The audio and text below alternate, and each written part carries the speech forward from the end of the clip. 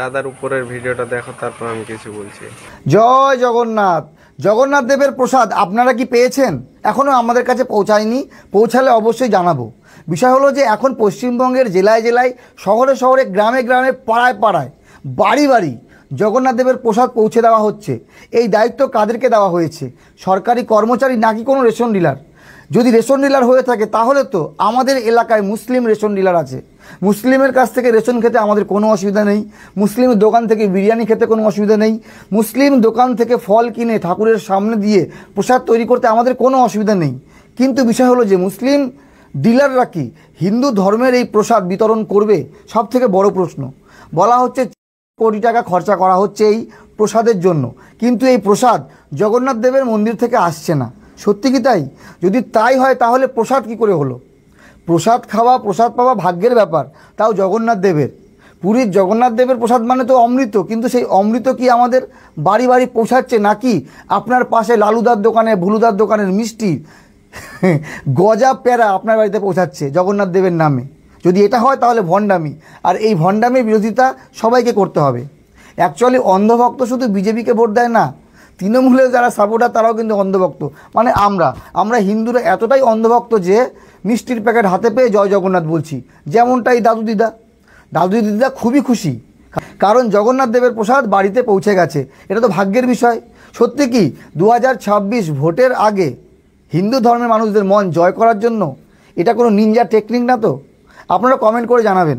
একটি সোশ্যাল মিডিয়ায় video viral হয়েছে, আমাদের সামনে এসছে। সেই ভিডিওটি হচ্ছে মুর্শিদাবাদের ইসলামপুরের মিষ্টির দোকানের নাম টিপটপ মিষ্টান্ন ভাণ্ডার, প্রোপাইটারের নাম শামসুজ্জাহান।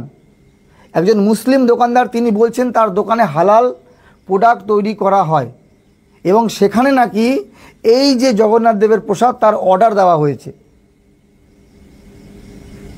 এটা সত্যি কিনা মিথ্যা এটা আপনারা বলবেন, আমি ভিডিওটি দেখাচ্ছি। কিন্তু যদি সত্যি হয়ে থাকে তাহলে প্রসাদ কি করে হলো? শুধু টিপটপ না, যদি রাধাকৃষ্ণ মিষ্টান্ন ভাণ্ডারও হয়, সেখানকার মিষ্টি গজা সন্দেশ যদি পূজা না হয় তাহলে প্রসাদ কি করে হয়? সেটা তো নর্মাল একটা মিষ্টি, নর্মাল গজা, নর্মাল প্যারা সন্দেশ, এতটুকুই তো। আমার ভালো নাম শামসুজ্জামান, আমি রাজু বলে ডাকি সবাই। হ্যাঁ, টিপটপ মিষ্টান্ন ভান্ডার।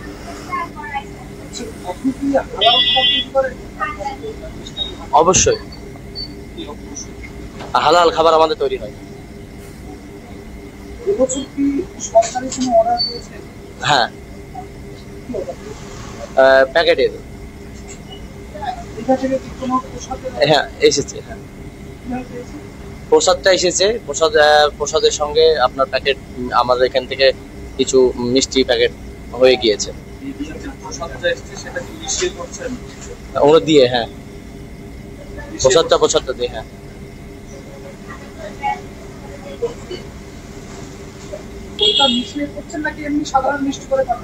না সাধারণ মিষ্টি করে না, ওটা ভিডিও যেভাবে দিতে বলেছে আমরা সেভাবে দিচ্ছি। প্যাকেট আপনার 15 টাকার আশপাশ।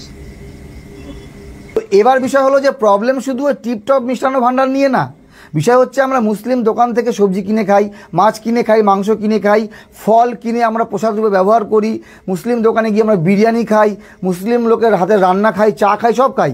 এগুলো এক সাইডে, কিন্তু যখন বিষয় চলে আসবে আস্থার বিষয়, যখন চলে আসবে প্রসাদের বিষয়, পুজো ছাড়া প্রসাদ কি করে হয়? এটা সবথেকে বড় প্রশ্ন।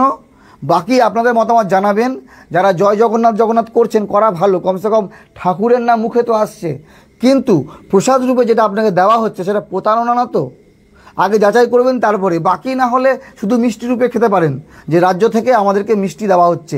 এই টাকা কোনো উন্নয়নের কাজে লাগানো যেতে পারে। অনেক এমন জায়গা আছে যেখানে চলার ফেরার রাস্তা নেই, যেখানে ব্রিজ নেই, বাঁশের সেতু পারাপার হতে হয়। সেই সব জায়গায় যদি 400 কোটি টাকা দিয়ে খরচা করে ব্রিজ বানানো হয়, রাস্তা বানানো হয়, তাহলে আমার মনে হয় জগন্নাথ দেবও খুশি হবে।